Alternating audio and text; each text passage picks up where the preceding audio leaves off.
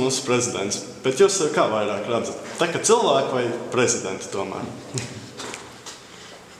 Jautājums vispārībā, kas nav apspriežams. Mēs visi esam pa priekšu cilvēki, ja? Un arī tikko, kad es tikos ar iespējamās misijas jauniem skolotājiem, viņi mūsu vērtēja kā cilvēks, nekā potenciāls pedagogs. Es saku, bet pilnīgi pareizi, jo vispirms jūs esat cilvēks. Jūs prasat, kas ir cilvēcīgi, un kas man pēdējā nedēļā laikā sagādājas visvairāko baudu.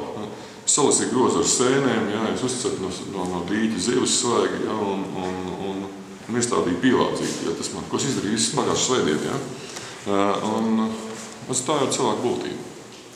Dzīvot uz zemes, ja reizē saprast, ka zeme ir mūsu māte barotājiem, tā pašā laikā būvēt pilsētas, ja, būvēt valstis, ja, un darīt kaut ko vairāk, bet es domāju, ka ūdens, zeme, gaisa.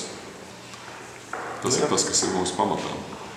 Vai jūs skolā bijāt tāds kārtīgs puika vai arī blēņas darījāt?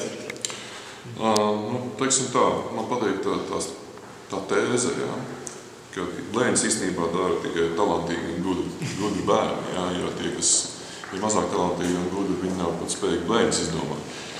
Blēņas ir viens no tādas bērnības un arī skolas gadu neiztrukstošām lietām, ja, un tas tika darīts no pirmās klases līdz pēdējai klasē.